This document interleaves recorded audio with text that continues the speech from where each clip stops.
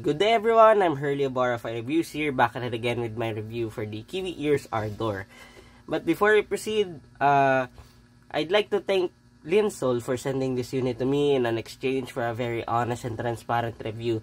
Rest assured na all of my reviews are honest to the core and as transparent as it can be, like I always do, para win-win sa ating lahat, okay? And second disclaimer, if my audio or my voice is a bit clogged or no, what do you call this, parang boxy, I am not feeling well, so sorry na agad doon, but I'll do my best na mas maging clear throughout this review. And lastly, pardon me because I haven't cut my nails yet since I've been very busy for the past week, lalo na nag-organize din ako ng mga gamit ko and backlogs. Okay. So, si Kiwi Ears Ardor is technically my first review about sa isang Bluetooth or wireless headphone.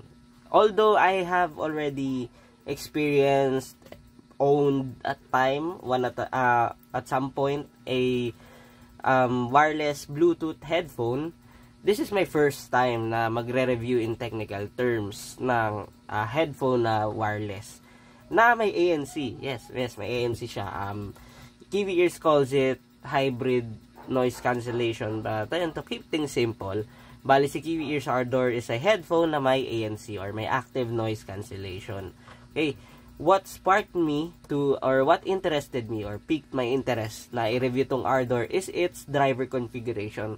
As we all know, most wireless headphones, particularly sa price na to, ang price na to is around $99, so around 5K or 5,000 pesos in Philippine money, is one driver per side lang, one dynamic driver per side to be specific. While etong si Kiwi Ears Ardor is meron siyang 2 drivers per side, so ayun, meron siyang mas maliit na driver and at the same time may malaking driver din na dynamic driver per side, which is a very interesting in a specs on paper. So we'll see if it will translate sa overall experience and sa sound. Okay, so ito yung box. As you can see, it is very huge. Although technically parang wala lang siyang laman talaga eh, like wala lang talaga siyang laman aside sa yung mga ito, which we'll get into later. Pero yun yung box. I like the design, lalo na to. Reminds me of my Hypebeast days, nung naka-anti-social club pa ako, yung font na yun, Live the Music. I like the design. I like the design of this one. And then yung specifications niya, as you can see. So, ang Bluetooth niya is 5.4. Yung noise cancellation niya is 32 decibels. Yung coaxial driver niya, ayan, dynamic na, meron siyang 40mm driver na may 10mm driver pa. Yung sensitivity is 100 decibels, impedance is 32 ohms. Yung technology niya yan is hybrid ANC. Tapos ayun yung battery capacity niya 1100 milliamps, and yung playing time niya in theory is 140 hours pag naka-off yung ANC, pag naka-on is 72 hours. Continuous yun And yung charging time niya for 10 minutes is nagpro-provide ng up to 8 hours ng playtime. And then, may comment ako mamaya dyan sa battery, which we'll get into mamaya. And as you can see, ayan lang. So, yung pagbukas ng box is like so. This slide siya. And as you can see, wala siya like gaano laman aside dito sa case na to. Okay, so, we'll go with the case na. So, ito yung case. I love this case a lot. Sa price na to, this is like tough to beat in my opinion, na may case na ganito kasi do take note na nakapag-review na ako ng hindi wireless headphone na worth 10 to 11,000 pesos or $200 tops na walang kasamang case. So ito 5,000 plus pesos lang may kasamang case, 'di ba? Which is always a nice touch para sa akin to prolong the product's life. Throughout every time na ginagamit mo. And as you can see, yung stitching niya rin, 'di ba? Eye stitching, yung zipper niya, hindi siya madali ma-pry on or ma-pick. Kailangan mo talaga siyang So, di ba? Which makes it a bit waterproof din. Water resistant. It is a bit more water resistant based dito sa case na to. Yan, as you can see, hard case to by the way. Yeah. Hindi siya pouch, which is a good thing. Ayan, and ayan yung laman. Self.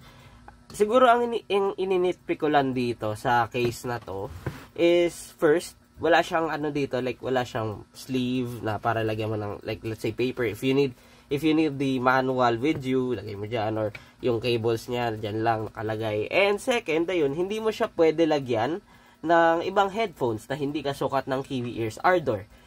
Well, technically, on the good side, ibig sabihin nun, the headphones will be into place. Whenever na itatransport mo siya or ilalagay mo siya dito, hindi siya aalog, hindi siya magsishake. Oo, pag nakasara na tong case. Which adds a bit of security na, okay, hindi siya like maalog or masisira during your trips or commutes, diba? Since, as far as I know and based on experience ko, most people use wireless headphones during their office, during their commutes, and kahit wireless IEMs or TWS in general. Onti lang yung gumagamit ng tao ng wireless sa bahay. Unless na lang nagtatrabaho ka like me, na sa bahay ka lang. Yun, probably dun ka gumagamit ng wireless headphones or TWS IEMs. Okay. So, ano yung laman? Well, it isn't much. Wala naman gaano, but yung ano naman let's say, it is very practical at best. Yun ang masasabi ko. Minimal siya sa accessories, but practical at best. Oo. Sa price na to, I guess it is decent. Pero kung halimbawa magiging generous si Kiwi Ears, it could be better. Ayan yung ano ko dyan. So, you get the headphones themselves, and you get this 3.5 to 3.5, and you get this USB-C to USB-C cable. Oo. Which, dun pa lang, meron ng parang siya, may hint na siya na, okay, this can work, or this can be used in a multiple of modes whenever you want to, which i-discuss ko rin mamaya. And here are the headphones themselves, as you can see. Okay. Yan, diba? As you can see, sarado muna natin to. Yan. As you can see, ayan yung headphones. Oo. Dito muna tayo sa build quality.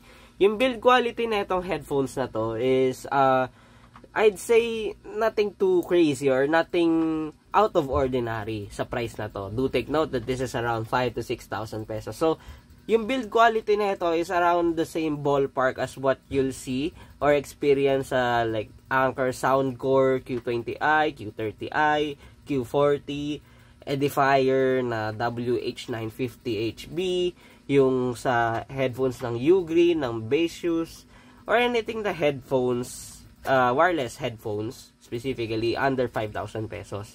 But at the same time, it isn't bad. Don't get me wrong. Hindi porket sinabi na parang nothing to write home about, it's bad. Hindi naman siya bad. It's just that it is generic. Ayun yung parang pinaka-honest take dyan eh. It is generic but it gets the job done for its price. Okay? Okay. So, ito yung build quality niya. Ito yung makikita mo right out of the box. Ito yung may experience mo. As you can see, yan, it is made of plastic but hard plastic naman siya and hindi siya hollow para sa akin. Ayan yung Kiwi Ears logo sa faux leather. It is embossed, hindi siya mabubura. And ayan yung ear cups or ear pads rather na may left and right indicators. I don't know if kita dito but yeah, meron siya. Oo.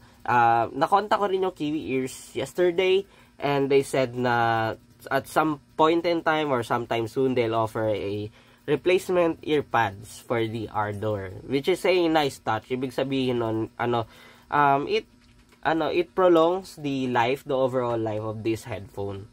Kasi replaceable siya and all, diba? Okay, so, yung headphones itself, as you can see, pwede siya mag-swivel up to, sabihin natin 200 degrees, pero 180 degrees is the most optimal since nakaganyan siya, laid flat, diba?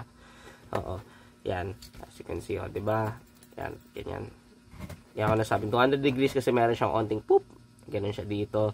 And you can also fold these, yan, as you can see, diba? Pwede mo siya i-fold ng ganyan, like so, but, nung trinay ko siya ilagay dito, it cannot be folded. Or it cannot be stored like that. Like this one dito. So, if i-store mo siya, stick with the usual na nakaganyan talaga. And ayun, yung headband niya is extendable at some point. Yan, ganyan, like so. Yan. May step siya. Yan, diba? May step siya ng and this is metal, I believe. If I were to nitpick, siguro sa tenga ko or sa ulo ko at least, parang ano na siya nasa kalahati na yung extension ng headband. So, in theory, sa mga malalaking tao or mga tao may malalaking ulo, maybe masasagad nila yung extension. Oo. Kasi, to give you an idea, normal size lang yung ulo ko. And at the same time, I am just 160 centimeters or 5'3", if that matters. Pero, ayun, anong tawag doon? Kalahati agad ng, what do you call this? Kalahati agad yung na-extend sa ulo ko. Pero of course, ano naman yan your mileage will vary dyan. Pero to give you an idea, nung naka-audition ako and naka-loan ng Sony WH-1000 XM3. I haven't auditioned the XM4 and XM5, sorry. Pero yun, yung XM3, konti lang yung, actually hindi na ako nag-bother na-extend yung headband. Oo, kasi sakto lang siya sa tenga ko. Oo, pero ayun, just a heads up dito sa Kiwi Ears Ardor, if probably you're a bigger guy than me physically, or malaki yung ulo mo compared sa akin, masasagad mo yung headband niya, yung headband extension. It isn't really a big deal or a bad thing. Just a heads up lang. Baka kasi sabihin mo, mali ito sa akin, ganito, ganyan. Oo, hindi sinabi ng Orify, pero yun, I'm giving a heads up. Oo, it isn't really a deal breaker. Well, sabihin natin depende sa taong gagamit, I guess. Pero ayun, and then punta na tayo sa control. So, ito yung controls niya, as you can see. Meron siyang 3.5, of course. Pwede mo siyang gamitin ng wired. Andito yung microphone niya. Ayan, may microphone din dito. Ito yung power button. Ito yung volume rockers. Tapos, ito yung ANC na sa kabilang side. And ito yung Type-C niya. And ayun, may microphone na naman dito. So, para sa akin, yung controls niya is very intuitive. Actually, hindi ko na gano'n binasa talaga yung manual on how to operate. Siyempre nagbasa pa rin ako, pero more of skimming lang dun sa manual, pero nasa feature set ako usually nagbasa. And ayun, I find myself na madali ko siya natutunan. Hindi siya mahirap gamitin, kahit hindi kinakapa ko na lang sa tenga ko, wala akong naging problem about it, which is a good thing kasi on the go or on the fly, hindi mo na hindi ka na magbabasa ng manual or tatanggalin ng headphones mo just to check kung ano yung setting na isa-set mo. Kailangan madali na siyang ma-touch. And Kiwi Ears did a very good job doon sa pagiging intuitive ng controls. Okay, ano pa ba yung next natin? Sige. Okay, nabanggit nyo na yung sa fit and comfort. Siguro doon na tayo sa sa modes or sa feature set niya. Yung modes ng connection niya, dito ako natuwa kasi this headphone does not restrict you na gamitin mo lang siya as a wireless headphone. Okay, doon ako medyo natuwa kasi you can use this wired in two ways. First is pwede mo siya gamitin ng the usual 3.5 to 3.5, and second, pwede mo siyang gamitin ng anong tawag doon, naka USB-C to USB-C direkta sa phone. Tapos ang gagamitin niya is yung built-in DAC chip na tong Kiwi Ears Ardor. Yun yung gagamitin niya. Meron siya sariling DAC chip, which is a good thing, 'di ba? It is very versatile. So, sabihin natin kahit na hindi ka makapag-charge ng Kiwi Ears Ardor, although I kinda doubt, pwede mo makalimutan. More into that later. Wala ka magiging problem as long as na may USB-C to USB-C ka, which is quite impossible na wala kang dala sa labas ng bahay nyo, in the sense na most gadgets today use USB-C to USB-C. Most of the time. So, yung chances na hindi mo to magamit sa labas kahit low-bat is very, very minimal. Which is a nice touch. In all honesty, companies should do that as well, na meron siya multiple modes of connection na hindi lang siya nagre-rely mostly sa Bluetooth, 'di ba, and sa battery. Kasi in theory, sabihin natin tumagal sa iyo to, 'di ba? Sige, sabihin natin tumagal talaga sa iyo to. Tapos sabihin natin yung battery nag-deplete na, which I hardly doubt na magagawa mo. But in theory lang, 'di ba?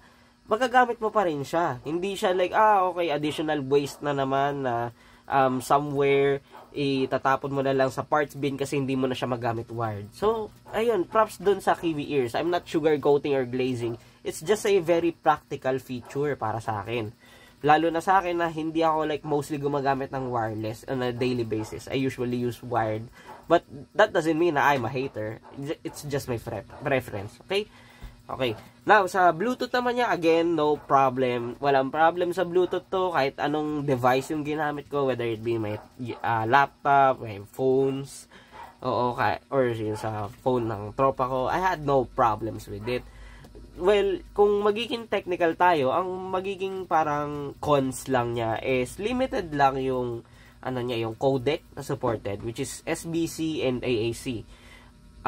For most people na sabihin natin wireless enthusiast, maghanap sila ng aptX HD or LDAC dito, which the Kiwi Ears Ardor does not have. Pero on a practical basis or on an average consumer, wala dapat problem doon, in the sense na gagana pa rin naman siya as is where is, and maganda pa rin naman yung sound quality na dinideliver nitong Kiwi Ears Ardor. Like, to give you an idea, hindi mo need most of the time, para sa akin ng LDAC, in the sense na kung lalo na pag nasa streaming ka, like for example, nagsa-Spotify ka lang, you don't need an LDAC for that to make it happen. At the very least, meron ka, SBC, AAC, or if you want something a bit more extra, yung aptX HD. Pero, most of the time, you don't need an LDAC unless na lang talaga, purist ka. Okay? No problem doon. Okay. Sa ANC naman tayo, this has like 3 modes. Yeah. That kind of affects the sound dun sa ANC niya or sa active noise cancellation niya. Which is yung first, yung meron siyang ANC on. Ayan, ANC on. Yung ANC on, yung usual na active noise cancellation on. So, minamute niya yung ambient noise. Usually, yung mga nag-uusap sa gilid, sa commutes. Trinay ko rin to sa practical use ko, which is yung electric fan namin na maingay, which is tina-turn off ko whenever na nagre-review ako. And then na-off naman niya. Oo, nagdi-dissolve siya sa background once na nag-on agad yung ANC. Yung next is yung transparency mode on. So, ibig sabihin, yung mga ambient noises, ina-amplify niya ng onte. This is very useful para sa akin, lalo na pag nasa labas ng bahay. Since, okay, sige, I can use my Kiwi Ears Ardor sa labas ng bahay, but at the same time, I have no worries na hindi ko marinig yung mga, like, let's say, dumadaang kotse, truck, bus, or mga bike or tao. Yun, mas may spatial awareness pa rin ako per se. Unlike nang pag naka-ANC off ka, mas madidisgrasya ka if you're not paying attention to where are you going or yung nasa paligid mo. Okay, and yung next is yung what you call this, yung ANC off, which is naka-off yung ANC. Okay. So, ayun, before tayo mag-proceed sa yung effect ng mga yun sa sound quality, sa sound character ng Kiwi Ears Ardor, I have to, take note, I have to commend yung mic quality ng Kiwi Ears Ardor. Sure, it isn't really something na parang mind-boggling or anything na HD, but it managed na maging clear, most of the time, even during my conference calls or whenever na ginagamit ko yung mic, like let's say tumawag si mama or yung mother ko or yung girlfriend ko, it is very clear. Very clear pa rin yung output ng mic. Or yun nga, pag nagre-record ako, trinay ko siya mag-record ako sa laptop or sa phone, ang clear pa rin ng quality, yung mic quality. Which is overlooked by most people when it comes sa naghahanap sila ng wireless headphones or earphones. But to me, it is quite a necessity kasi syempre wala ka na mic, like built-in mic, mic controls ganon na wired. So kailangan mo talaga ng mic dun mismo sa headphones or sa earphones mo. So I have to commend Kiwi Ears Ardor for using or utilizing a clear, very good quality mic. Okay? So, punta na tayo sa sound quality. Sige. First things first. Yung tunog nito sa ANC mode on, naka-on is a balanced warm sounding siya. Balanced warm sounding si Kiwi Ears Ardor if and only if naka-on yung ANC. So, ayun, medyo muted yung bass niya. Yung mids niya is wala gaanong recession. Although, sige, if we're being specific, it is a balanced mild V pag naka-on yung ANC. And medyo safe, nasa safer side yung treble niya. Oo, pag naka-ANC on. Actually, in all frequencies, nasa safer side. But I don't think na I'll call this dark or rolled off. No, not at all. Maganda naman yung extension, maayos naman. It's just that, kung mahilig ka sa sparkle, mahilig ka sa treble talaga, you might find it a bit lacking in energy and in extension. Ngayon, okay? Ngayon, pag naka-ANC off naman siya, magiging ano na siya, warm V-shape para sa akin. Bakit? Yung extension niya sa base is mas nag-elevate. Mas na-emphasize na yung sub-bass niya. Yes, this is rumbly. Yes, this is rumbly sa sub-bass. But at the same time, hindi siya same levels than like, let's say, Beats or Skull Candy na ano talaga, alog yung utak mo sa bass. No, not at all. Like, let's say, this is in between ng Soundcore Q30i or Q40i sa tanda ko, yung audition ko, any of the two doon, and yung Sony WH-1000XM3. So, within doon yung bass quantity and quality niya. Hindi siya like hindi siya like modest talaga yung bass, but at the same time hindi rin siya super bassy. Sakto lang yung bass niya to keep the things jiving or to keep the sound tripping kumbaga. So, ayun, hindi siya super bassy but at the same time hindi kulang. Ayan na yung parang pinaka-gist doon. Oo. Sa ano naman, pag naka-transparency mode on naman, is about the same sa sounding ko, sa finding ko ng naka-ANC on. It's just that mas may konting extension lang siya sa vocals, I guess. And sa treble, pero not much. Oo, actually very negligible para sa akin yung difference ng transparency mode sa ANC mode on. But yun, ayun na yung parang pinaka yun na yung parang pinaka-gist or parang pinaka in a nutshell ng sound quality ng Kiwi Ears Ardor. Sa technical performance naman, it isn't really there's nothing to write home about per se. But that doesn't mean na it is bad. Maganda naman yung soundstage niya. It is still wide. Oo, meron namang illusion na wide.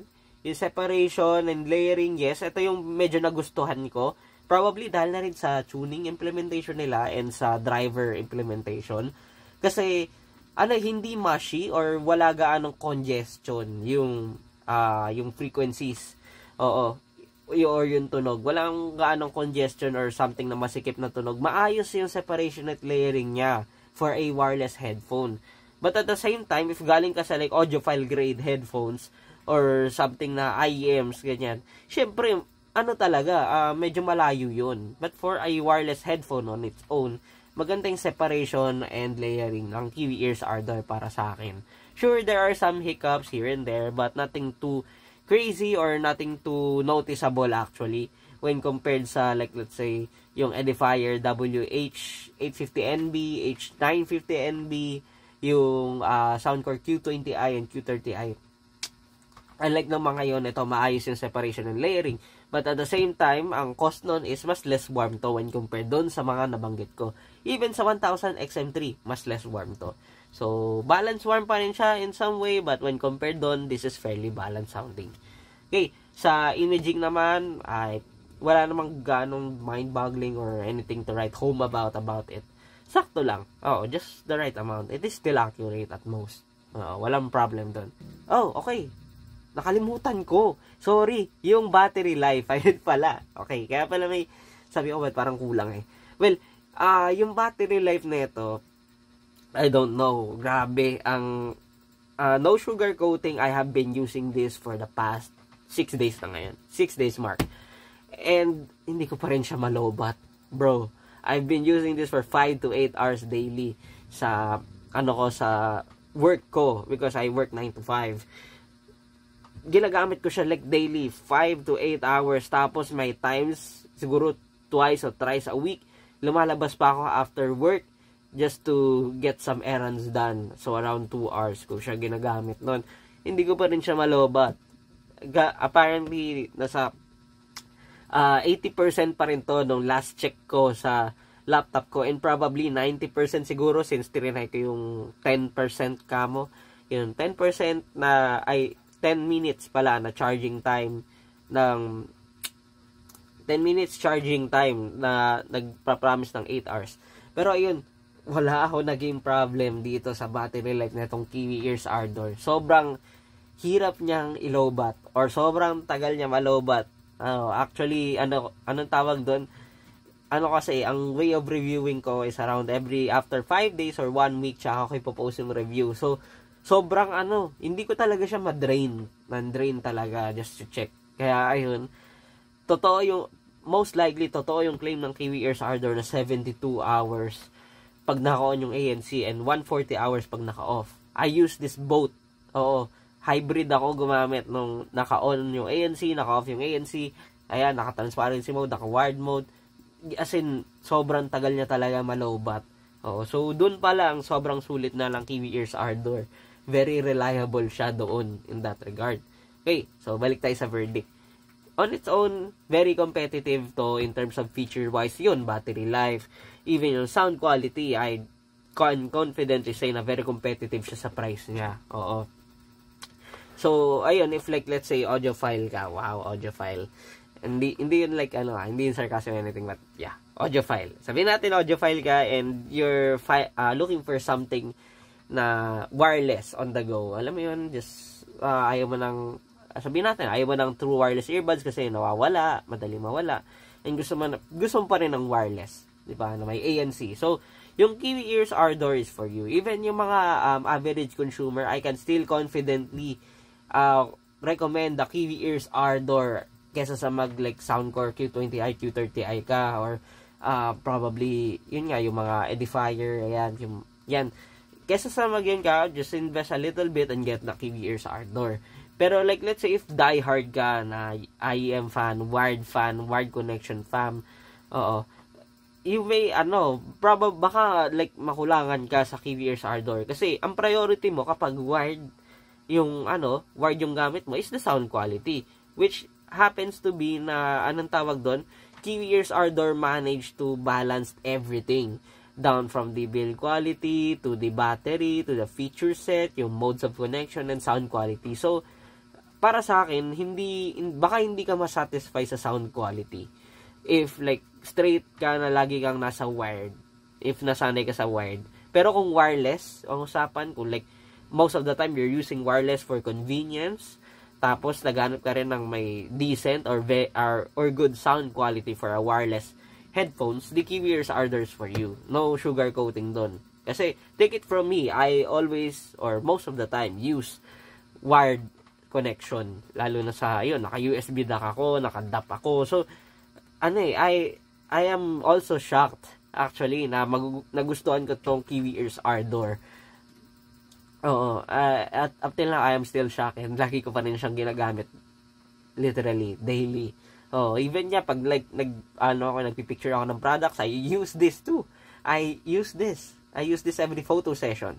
So, props to Kiwi Ears for, doing, or for creating a product na, talaga, alam mo yun, magagamit or practical talaga in any way possible for the price. Okay? And that ends my review for the Kiwi Ears Ardor. I'd like to thank Linsol for sending this unit to me in an exchange for a very honest and transparent review. Rest assured na all of my reviews are honest and transparent to the core like I always do. Okay, so about sa mga next products, ang dami ko pang i-review na next products. More products are along the way. Yun, meron pa akong mga VE for Venture Electronics na Monk SL, yung Monk Plus 7th generation. May paparating pa itong Venture Electronics product soon. Tapos, meron pang, binadalan tayo ng, ito pala, may kulang. Ito, hindi ko pa na-review to, yung Punch Gym Bunny. Even though, mas matagal ito dumating. Nasa yun, nare-review ko din to, yung Snowski Echo Mini, yung DAP ng Snowski. And at the same time, ito, binadalan tayo since we're an average CD collector, the FIOD M13. So, ayun, more products are on the way, rather. So, thank you everyone for supporting me. Since, ayun nga, everything I see right now, or everything I experience right now is an opportunity. And, it wouldn't be possible if, hindi kayo nakapag-interact sa akin, or hindi niyo na-notice yung reviews ko, o even my rambling, o whether it be yun, may negative feeling kayo about it or positive feeling kayo about it, I am still very grateful na you did the interaction with me. No hate or anything on that. Everyone has preference. And again, thank you for that. Okay? And see you on the next one. Wait.